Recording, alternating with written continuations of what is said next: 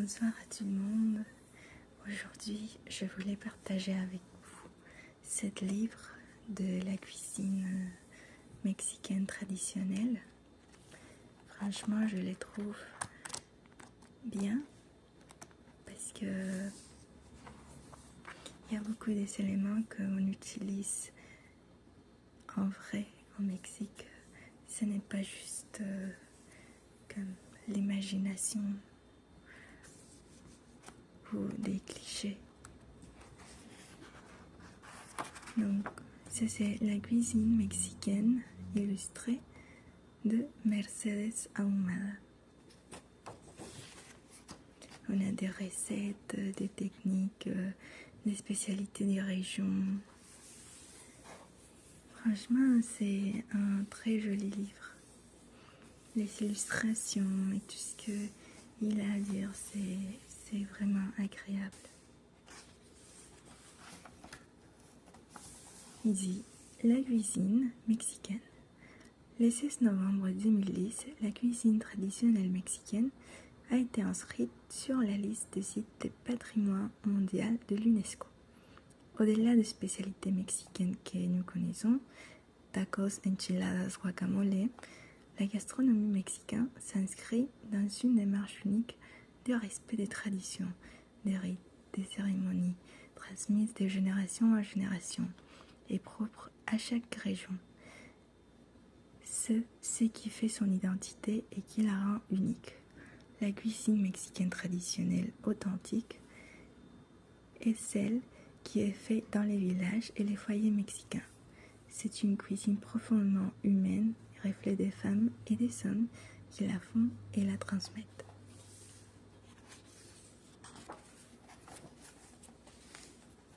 Les origines de la cuisine mexicaine.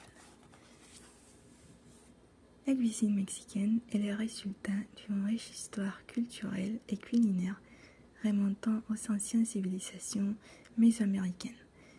Conquêtes, influences diverses et révolutions ont ensuite façonné la gastronomie avant qu'elle ne devienne ce qu'elle est aujourd'hui. Parler des origines de la cuisine mexicaine, c'est remonter à la Mésoamérique, région géographique et culturelle située en Amérique centrale et dans le sud du Mexique. Cette zone englobe des territoires appartenant actuellement au Mexique, au Guatemala, au Belize, Honduras, Salvador, Nicaragua et Costa Rica. Oui.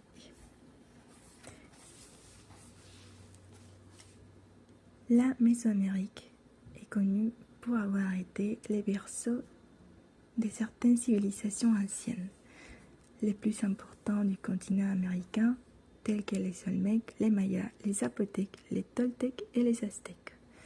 Ces cultures ont laissé un héritage riche où les ingrédients prenaient un sens fondamental.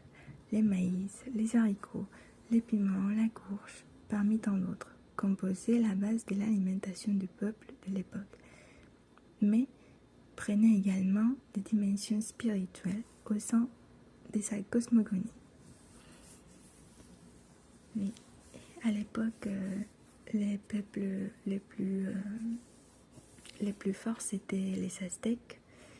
Ils avaient une armée, c'était impressionnant, et ils contrôlaient tous les autres peuples.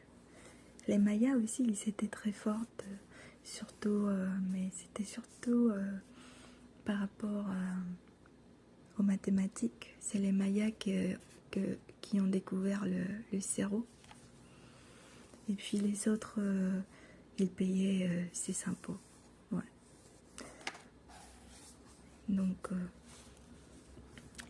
là, ces trucs jaunes sur lesquels ces dames sont assises, ça s'appelle pétate. Et dans l'actualité, on continue à l'utiliser dans certaines régions du Mexique. Ça fait partie encore des éléments que vous pouvez trouver dans les maisons. La période de la conquête espagnole a apporté une série d'ingrédients et d'épices comme les poivres, l'anis, les romarins, les basilics, l'origan et l'assafran, entre autres, qui n'étaient pas connus sur les territoires actuels du Mexique et qui font désormais partie des plats ayant contribué à obtenir la reconnaissance en tant que les patrimoines de l'humanité accordés à la gastronomie mexicaine. Certaines de ces épices, comme la cannelle, sont à leur tour les résultats d'influences arabes prolongées en Espagne. Et quand les Espagnols sont arrivés au Mexique et en général en Amérique, ils ont apporté toutes ces épices et encore plus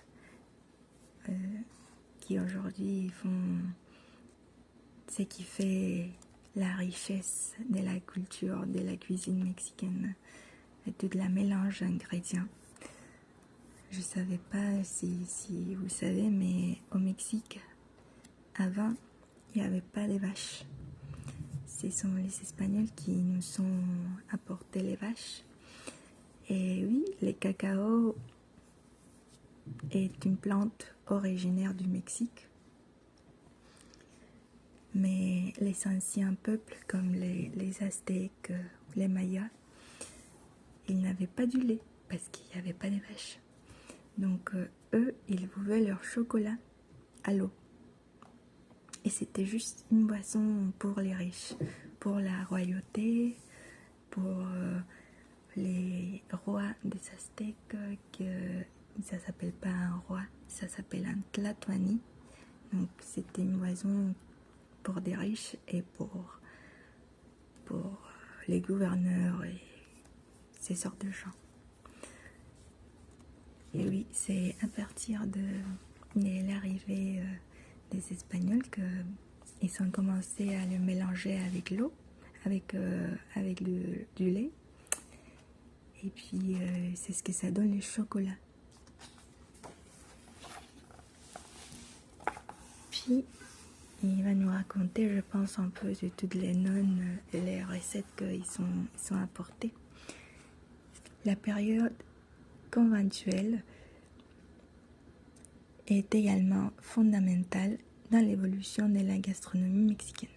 Les religieuses ont en effet eu une influence déterminante sur les desserts typiques que nous connaissons aujourd'hui, comme la capirotada ou les torrejas, variation du pain perdu français, ou los huevos reales, les œufs royaux, sur la boulangerie et la création de plats qui sont de nos jours considérés comme des emblèmes du pays. La gastronomie mexicaine continue d'évoluer au XIXe siècle. L'influence française au Mexique pendant la période du Porfiria se manifeste dans la culture, l'architecture, les arts de l'époque et bien sûr sur la gastronomie, favorisée et magnifiée par l'affinité que le président Porfirio Díaz éprouvait pour la France. L'émergence de restaurants en tant que lieu de rencontre sociale, les chefs cuisiniers et le développement de la littérature gastronomique qui ont franchi les frontières de la nation française façonnent à nouveau la gastronomie mexicaine. Et oui, tout ça c'est vrai. Il y a eu un président, c'est monsieur Porfirio Díaz, au XIXe siècle, qui en fait c'était pas vraiment un président, c'était plutôt un dictateur, parce qu'il est resté comme 60 ans dans les pouvoirs, quelque chose comme ça, une folie. Et il a apporté beaucoup des innovations au Mexique, comme les trains, tout ce qu'il dit par rapport à l'architecture et les beaux-arts, parce qu'il avait une obsession avec la France, et c'est très joli ses côtés. Pourtant, il avait des idées bien obscures, comme il voulait se débarrasser de peuples autochtones. Donc, oui, il y a toujours un côté un peu sombre dans l'histoire. Puis nous avons ici des différentes nourritures. Et il nous dit que... Qu'est-ce qu'il dit? Il dit vol au vent démolé. Du français vol au vent. dit les bolovanes sont un exemple intéressant. Elle raconte dans mon enfance, aucune fête familiale ne pouvait se passer de cette spécialité française, les vol au vent. Et que dire des desserts, comme les pastels de tres leches, mettant en vedette la fraise héritage direct français. La première moitié du XXIe siècle, pas 21e, 20e siècle, est une période turbulente causée par la révolution mexicaine, changements sociaux, politiques, culturels, mais également gastronomiques. La cuisine fusion et seigneurie d'autres cultures. Selon la légende, à Ciudad Juárez, au nord du Mexique, pendant la Révolution, les burritos ont été inventés faute de maïs. Ce sont des sortes de tacos faits avec des tortillas de farine, des blés, garnis de ragoûts, des haricots et des fromages. Puis pliés, ils étaient très pratiques, car ils gardaient la chaleur. Mais c'est désagréé. Non de Dieu, j'avais jamais vu ce mot. Désagréé, je suppose. Pas, et constituait un repas complet. Leur origine est à la fois espagnole et arabe, ayant pour ancêtre les pains du Moyen-Orient. Là oui, il dit, le XXIe siècle nous montre que la cuisine mexicaine atteint sa propre et pleine identité, reprenant les éléments préhispaniques du respect d'ingrédients et des produits endémiques, mais adoptant aussi de nouvelles techniques et de nouveaux ingrédients, en les incorporant et en les intégrant dans son quotidien.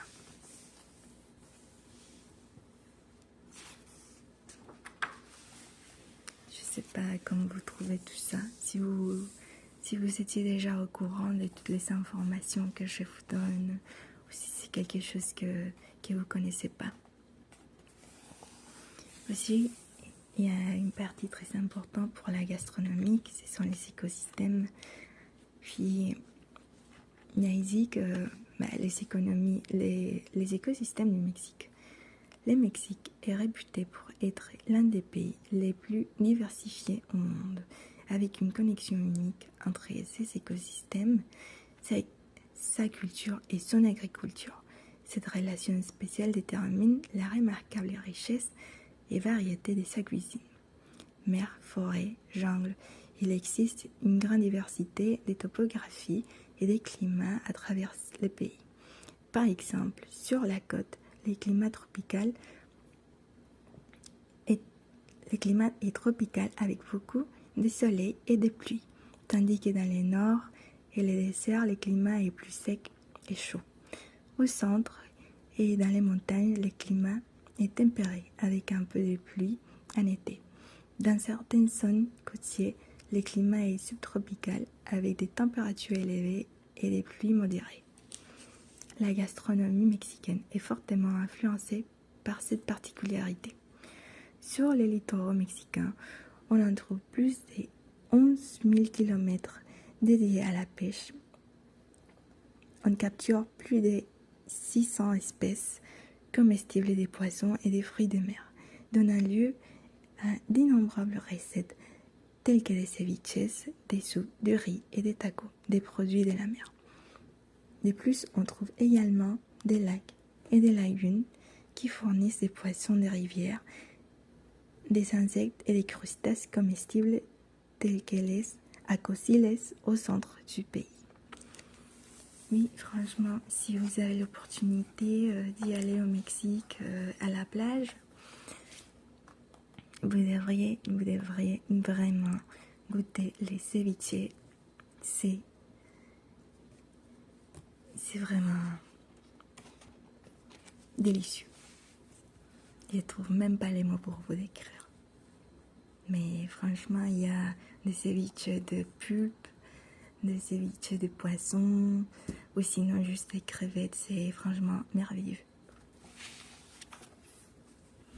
Puis ici, dans les forêts, on consomme une grande variété de champignons, mais aussi des nopales, qui ce sont les cactus, des agaves, des maïs, des courges, des feuilles comestibles, des fleurs, des racines et des tubercules.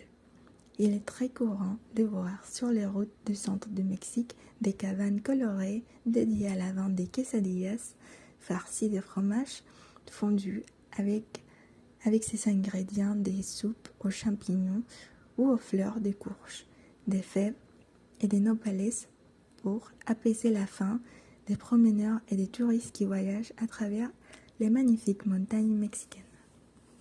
Oui, ça c'est vrai aussi.